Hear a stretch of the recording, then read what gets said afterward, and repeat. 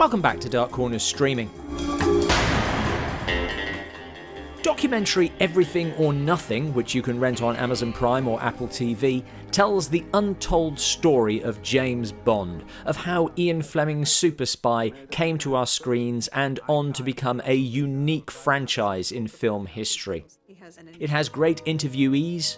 I knew Ian. He was a distant cousin. Fantastic quotes. It was an autobiography of a dream. And behind-the-scenes snippets.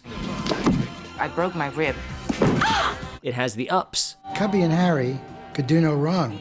And the downs. Kitesurfing a tsunami. This goes into real detail about the origins of some of the characters' most famous moments. The awful thing was that poor Muriel Wright was killed. Telling the whole story. And I said, I thought it's a terrible idea. Terrible idea. I don't think he's Bond, and I think it would be a mistake for him in his career.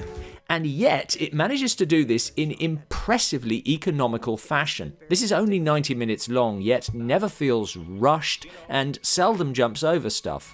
I didn't know I had that much of a reputation. Part of the reason it's able to achieve this is what I like most about this film. Although it is a behind-the-scenes film documentary, it's mainly a love story.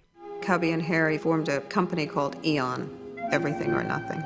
Believe it or not, I had no idea where that came from. This is not really Bond's story. The films are a backdrop to the story of the two men who made them, Cubby Broccoli. Everybody would call him Cubby. And Harry Saltzman. Everything with Harry had to be larger than life. It's a story of boy meets Bond. As soon as he read them, he immediately knew that he wanted to make them as films. Boy loses Bond. Once Harry sold to UA, the fate of Bond was tied to the fate of the studio. Boy gets Bond back again. You've got to go back to the beginning. The name's Bond. James Bond. And even as some of the players in that love story drift out of it, the focus remains on their legacy. And the message is that why Bond has had this extraordinary longevity is not just its popularity. It's because these men weren't just in it for the money, they did it for love. There is something very personal about Bond. It was created by two producers.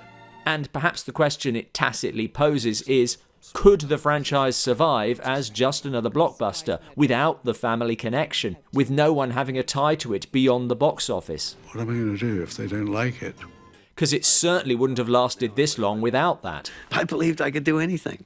This is a tremendously well-made documentary, partly because it has all the information and all the access you could want. And therein, you can lay all of the problems that came later.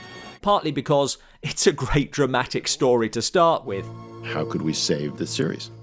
But mostly because it knows what its story is. I know Harry missed Cubby a lot.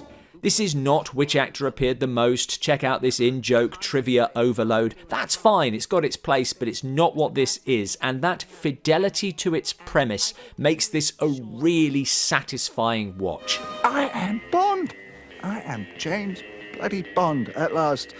And manages to turn a multi-million-dollar film franchise about a ruthless womanizing killer into a genuinely emotional story.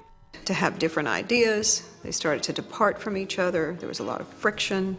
The best film documentaries are the ones that touch the heart, that tug at our own love of film, and what you get here is a sense of a series born out of that love.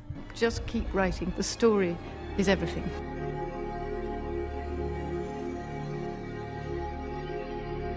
Thanks for watching. Where next for the Bond franchise? Your thoughts in the comments below.